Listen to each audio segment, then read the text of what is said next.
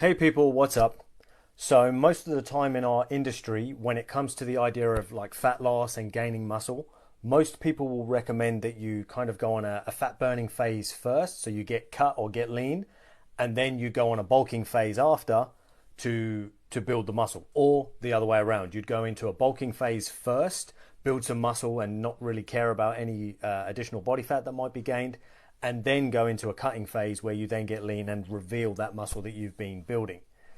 Now, the catch 22 with both of these approaches is that often once you achieve the first goal, whether it's you've aimed for the muscle mass or for the fat loss, what tends to happen is you get there, you achieve that goal.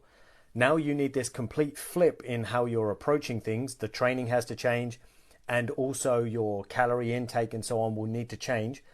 But let's say, for example, you went for the fat loss first. So you came in, you were overweight, you lost the weight, got to whatever your initial target weight was. What tends to happen when we go, right, cool, now we're going to up your calories and look to build some muscle, most people have this kind of inherent fear that they're going to get fat again. So then what tends to happen is they won't fully commit to the bulking phase because they're kind of worried, well, if I eat all this food again like I was before, I'm now going to gain back all that body fat that I lost. And then the same happens in reverse when you do it the other way and you build muscle first. Then you go into the cutting phase, and now, well, they're worried about losing all of the muscle mass. So in reality, what you're better off doing, if you can, is obviously build muscle and burn fat at the same time.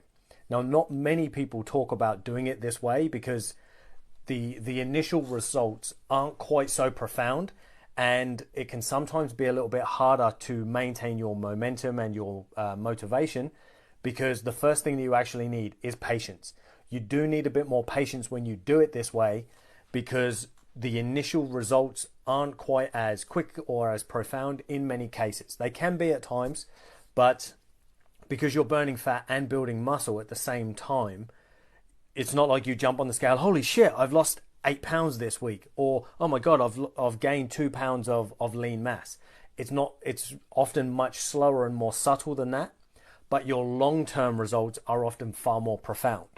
But again, it takes that patience, that discipline of mindset to say, okay, well, I'm doing it in this way because it saves me having to go excessively high in calories where I'm going to overfeed myself, and it saves me going excessively low in calories where I'm going to underfeed myself and overly disrupt your physiology and risk your health and metabolism and so on.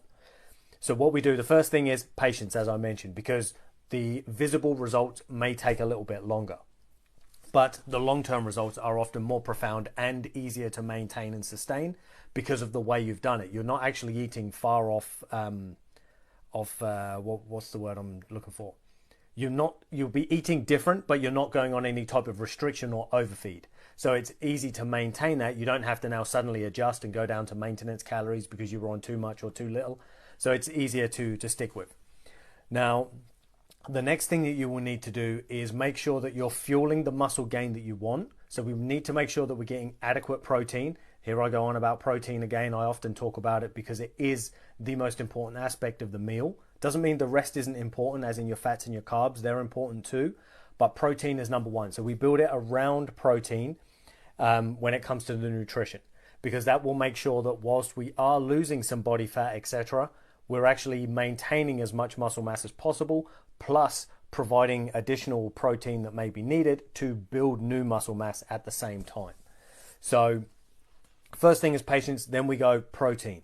Now the next thing that you're going to want to do, so essentially we're looking at the 3 Ps, patience, protein, and the third one is performance. So what you want to do is aim to get stronger. Use your training to get stronger. If you aim for constant improvements in strength, that's obviously going to be challenging your muscles repetitively. So session by session, week by week, month by month, you're looking to get stronger. Yes, you're going to vary the ways in which you do it. You'll use variations between hypertrophy type training, which is what we call muscle building or bodybuilding type training, as well as strength training, which is lower reps, higher weight. Whereas your hypertrophy or muscle building stuff would be more moderate weight and moderate reps, sort of the 8 to 12 rep range. We'd say around 70 to 80% of your max weights and so on. So we go patience, protein, performance. So if you constantly chase increases in your performance and your athletic abilities, now when I say that, I just mean your physical capabilities. I'm not necessarily meaning, oh, I could run the 100 in 11 and now I can do it in 10. Not necessarily that type of athletics.